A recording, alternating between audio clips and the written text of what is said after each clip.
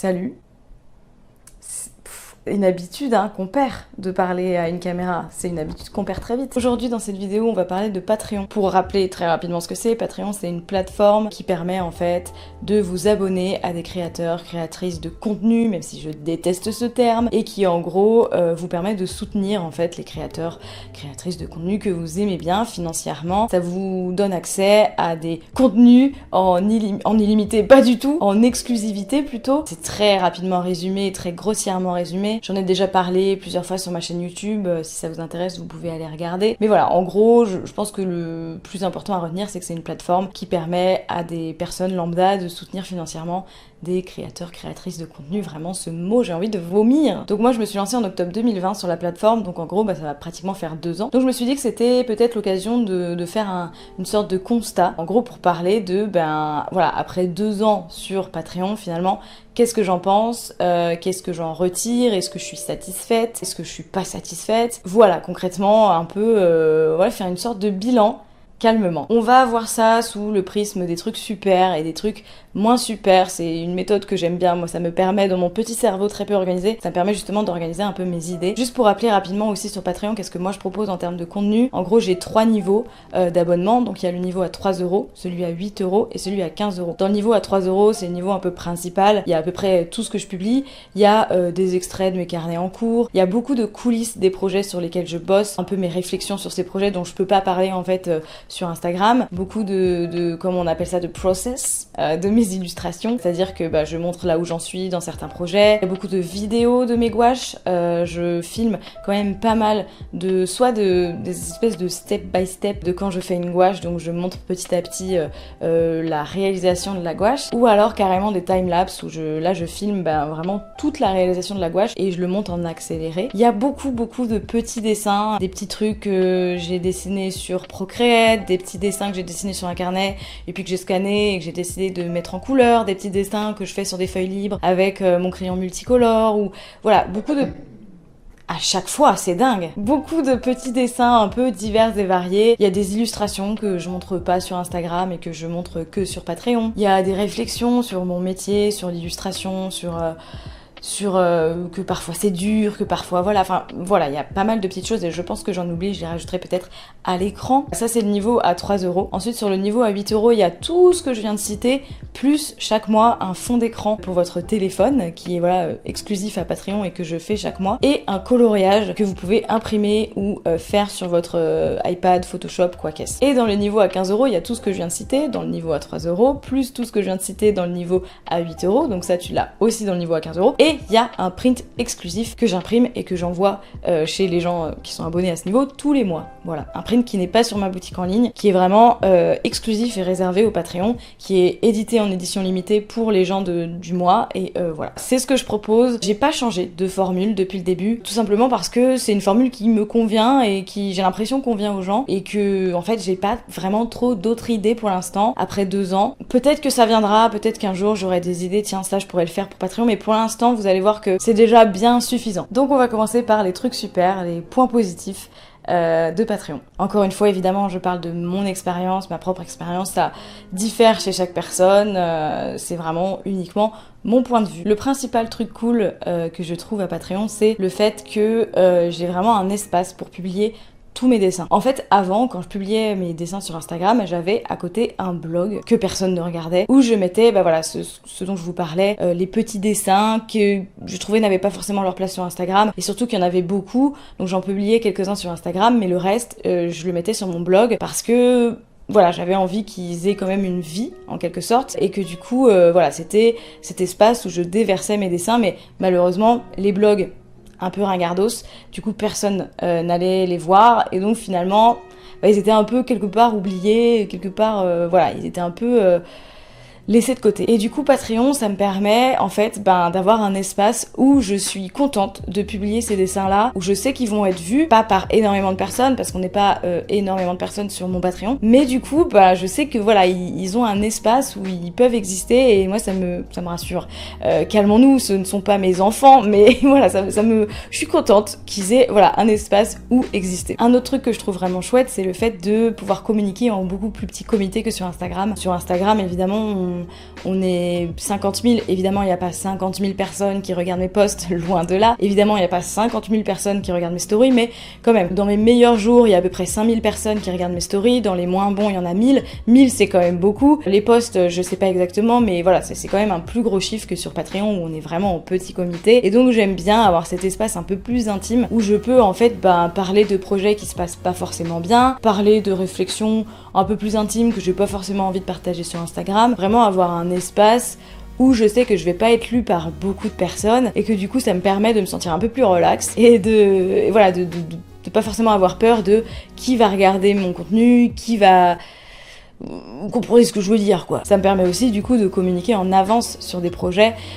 J'ai pas forcément le droit de... C'est pas que j'ai signé une clause de confidentialité, mais il y a des projets où c'est normal, je vais pas en parler day one. Je suis bilingue. Sur Instagram, en mode « Ah, j'ai signé ça, je vais faire tel projet ». Évidemment que non. Mais par contre, je le fais sur Patreon, et du coup, je trouve ça cool, ce truc de pouvoir communiquer vraiment en avance sur les projets sur lesquels je bosse et tout. Et comme ça, Patreon, ça permet aux personnes qui sont sur Patreon de vraiment suivre un peu toute l'avancée d'un projet, de vraiment la naissance, le moment où je suis contactée, jusqu'à la fin. C'est un truc que j'aime bien. Évidemment, un gros point important de Patreon, et c'est pour ça qu'on va sur Patreon en vérité, c'est le côté financier. Patreon, et là je n'exagère pas du tout, ça m'a permis, avec ma boutique en ligne en 2021, de commencer à gagner ma vie, littéralement. C'est-à-dire que jusqu'à présent, en fait, moi je touchais le RSA, j'en avais parlé sur YouTube et tout ça. Et en fait, avec Patreon et ma boutique en ligne, parce que ça a très bien marché en 2021, et bien sûr mes commandes d'illustration à côté, en fait, c'est le fait de multiplier ces 3 revenus, ça m'a permis d'obtenir un revenu régulier, qui n'est pas le même chaque mois, évidemment, parce que Patreon, il y a des gens qui se désabonnent. La boutique en ligne, il y a des mois où il y a moins de commandes. Il y a aussi des périodes où j'ai pas de contrat d'illustration, donc évidemment le revenu est pas régulier, mais ça a bien marché et du coup ça m'a vraiment permis de ne plus toucher le RSA. 2022, là à l'heure actuelle, ça a bien dégringolé, ça a un peu dégringolé, ma boutique en ligne notamment. Patreon, il y a un peu moins de personnes, mais ça reste quand même très très bien. Donc voilà, je sais pas encore exactement parce que je suis quelqu'un qui ne fait pas de compte ou de choses comme ça, c'est pas bien Marie Boiseau. Mais du coup, je sais pas encore exactement, mais je sais que voilà, ma boutique en ligne surtout, j'ai beaucoup moins de commandes. Là, ça commence un peu à reprendre, c'est cool. Et 2021, voilà, ça a vraiment été une année importante parce que du coup, grâce à Patreon et la boutique en ligne, je veux pas me répéter, et du coup, ça m'a permis de gagner ma vie et c'est quand même super important et je vous remercierai jamais assez pour ça parce que c'est grâce du coup aux personnes qui se sont inscrites sur mon Patreon. Donc, c'est incroyable! Merci. Et le dernier point que je trouve super à propos de Patreon, c'est le fait de faire des prints en édition limitée. Et ça, c'est un truc que j'avais pas capté jusqu'à pas longtemps. Juste, je faisais les prints et je trouvais ça cool et voilà. Mais j'avais pas capté qu'en fait, ça voulait dire que ça donnait une vie à des illustrations moi, je ne comptais pas faire en print. Parce que forcément, sur la boutique en ligne, il faut que je choisisse bien les prints. Des prints qui, je sais, vont partir, vont marcher, vont avoir du succès. Évidemment, je peux pas mettre toutes les illustrations que je produis parce qu'il y en a, je sais qu'elles vont peut-être avoir quelques ventes, mais pas énormément. Voilà. Là, sur Patreon, ça me permet vraiment de faire des éditions limitées de plein d'illustrations, de donner vie, en fait, une seconde vie, on va dire, à plein d'illustrations, et donc je trouve ça trop cool. Voilà, c'est à peu près tout pour les points positifs. Évidemment, il y a d'autres choses très positives. En fait, globalement, c'est une expérience positive, d'ailleurs. Mais ça, c'est un peu vraiment les points principaux qu'on peut... dégager. Cette phrase n'a pas vraiment de sens. C'est les points positifs principaux, voilà. Maintenant, on va passer aux points un peu plus négatifs, aux trucs qui sont un peu moins cool sur Patreon et que j'ai constaté du coup après pratiquement 2 ans d'utilisation de la plateforme. Le point le plus frustrant pour moi, je dirais, c'est le fait qu'il y a beaucoup moins d'interactivité que sur Instagram. C'est dû au fait que, en fait, les gens sur Patreon consomment de manière différente qu'Instagram. Parce que Patreon, il est pas fait comme un réseau social comme Instagram. C'est moins intuitif, je trouve. C'est pas le truc que tu vas scroller comme ça quand t'as du temps, en fait. Et du coup, je pense que ça joue vachement dans la manière qu'ont les gens de consommer Patreon. Je pense que la plupart des gens, ils vont voir ce que j'ai posté peut-être toutes les semaines, voire tous les mois. Je sais pas exactement. Mais il y a peu de gens qui viennent regarder régulièrement ce que je poste. Du coup, il y a moins d'interactions, il y a moins de commentaires, il y a moins de j'aime, ça suscite moins de réactions, tout simplement. Et forcément, des fois, c'est un peu frustrant quand j'ai passé pas mal de temps à filmer une vidéo, pas mal de temps à la monter. Voilà, j'ai passé pas mal de temps dessus et qu'il y a très peu de réactions. On va pas se mentir. Pour ma part, oui, c'est un peu frustrant. Après, il y a quand même quelques réactions et en fait, faut tout simplement, je pense, accepter que c'est comme ça que marche Patreon, que ça veut pas dire que les gens n'aiment pas ce que tu postes ou ne regardent pas. En fait, faut juste accepter que c'est vraiment une manière différente de consommer. Je pense qu'une fois qu'on a accepté ça, ça devient, en tout cas moi pour ma part, c'est devenu plus facile de me dire bon bah je poste, oui j'ai passé du temps dessus et oui j'aimerais qu'il y ait plein de gens qui disent ouais trop bien et tout. C'est aussi une question d'ego, hein. Faut mettre ça de côté et se dire bah c'est pas grave, il y a moins de réactions que si je l'avais posté sur Instagram, c'est sûr. C'est pas grave en fait, juste c'est comme ça, faut l'accepter. Les gens consomment de la manière qu'ils souhaitent, ils payent après tout, donc bah tant pis. Un autre gros point un peu négatif, c'est une espèce de pression de devoir produire un max. Parce que forcément, tu dois en fait jongler avec du coup la plateforme de Patreon, poster régulièrement, parce qu'il y a cette espèce de sensation de peur d'arnaquer les gens et que les gens y payent pour voir quelque chose, donc forcément il faut que tu postes régulièrement. Voilà, il y a ce truc là, mais il faut aussi que tu sois capable d'alimenter ton Instagram et tes réseaux principaux, parce que c'est quand même hyper important. C'est une grosse vitrine Instagram, donc c'est quand même hyper important de continuer à être régulier. C'est un peu compliqué de jongler entre les deux, et puis il y a aussi le temps. Moi pour ma part, bah du coup faut que je produise juste des illustrations pour moi, parce que c'est un truc que j'adore faire. Faut que je produise du contenu pour Patreon, faut que je pense genre tiens cette gouache il faut que je la filme pour faire une vidéo pour Patreon, ça il faut que je scanne pour montrer à Patreon, ça. Faut aussi que je travaille sur mes projets professionnels. Mes projets professionnels, faut aussi que je me dise tiens faut que j'en parle sur Patreon. Il y a aussi d'autres trucs que je fais, par exemple je fais beaucoup de live Twitch, je fais beaucoup de choses pour Canva Fatal aussi. Là dernièrement on a ouvert un TikTok, donc faut que je fasse des montages pour les vidéos TikTok de Canva Fatal, faut que je fasse les photos pour Canva Fatal. Il y a plein de choses, et donc bah forcément parfois on manque de temps en fait, tout simplement parce que je ne fais pas partie des personnes qui ont ce truc de se tuer au travail. Non, merci, pas pour moi. C'est-à-dire que moi, à partir de 17-18h, je fais autre chose. Et évidemment que ça m'arrive de travailler après 17-18h, mais je suis pas du tout dans ce rythme où je ne pense... Enfin, un peu, mais j'essaye de quand même, voilà, à partir de 17-18h, j'essaye de faire autre chose. Le week-end, j'essaye de pas travailler. Évidemment que ça arrive, en vérité, mais j'essaye quand même de prendre du temps. Donc forcément, dans la journée de travail réelle, bah je manque un peu de temps pour tout faire. Bref, c'était un peu long ça. Tout ça pour dire que ouais, ça c'est un peu un truc négatif, cette espèce de pression à devoir produire. Et pourtant, je poste régulièrement, hein, sincèrement, pour suivre d'autres créateurs, créatrices sur Patreon, je pense que je poste régulièrement, tout simplement. Et le truc qui est difficile aussi, et qui rejoint un peu ce que je viens de dire, c'est le fait qu'on doive un peu choisir ce qu'on poste sur Patreon et ce qu'on poste ailleurs. Et ça, pour moi, c'est un autre truc un peu frustrant, parce qu'il y a des trucs que je poste sur Patreon, et ça rejoint un peu ce que je disais dans le premier point, c'est que c'est des trucs dont je suis trop contente, des trucs dont je suis trop fière, ou que j'aime bien, et j'ai envie d'avoir plein de réactions, j'ai envie que ça suscite des choses, et je sais que si je le poste sur Patreon, ça suscitera pas grand chose, donc c'est un peu compliqué parfois. Pour l'instant, sincèrement, au bout de pratiquement 2 ans, je trouve que je me débrouille pas si mal. Il y a cette frustration qui est là, qui est réelle, c'est sûr. C'est frustrant, pour de vrai, je le ressens encore, mais j'essaye de me dire, ouais, encore une fois, genre, tant pis, c'est comme ça que ça fonctionne, et ça fait partie du package Patreon, et les gens me payent, donc c'est déjà super, donc ferme ta gueule, sois contente et tais-toi. Et le tout dernier point négatif qui est en vrai, ça va. C'est les gens qui sont pas contents. Et il y en a pas beaucoup, donc ça va. Mais c'est juste un truc sur Patreon qui, moi, m'agace un petit peu. En gros, quand tu te désabonnes d'un créateur, d'une créatrice, tu peux remplir une enquête de sortie. C'est pas du tout obligatoire. C'est vraiment pas du tout obligatoire. Vous pouvez vous désabonner et ne rien remplir du tout. Mais tu as l'option de remplir une enquête de sortie, et cette enquête de sortie, c'est pas Patreon qui la reçoit, c'est nous directement, les créateurs. Donc on peut voir tout ce que vous écrivez, et des fois les gens sont pas très sympas. J'en ai pas eu des tonnes, hein, des commentaires négatifs, mais vous connaissez la règle, hein, un commentaire négatif, tu te le prends en pleine poire, t'y penses pendant des mois, ça te reste en tête, comparé à tous les commentaires positifs qui, eux, bizarrement, te glisse un peu plus dessus. Donc moi en gros le truc qui revient le plus dans les commentaires négatifs des enquêtes de sortie, c'est que je produirais pas assez, ou que ce que Marie Boiseau a posté ne me satisfait pas, ou ça m'a pas plu, enfin voilà, des trucs comme ça. Et en vrai en plus genre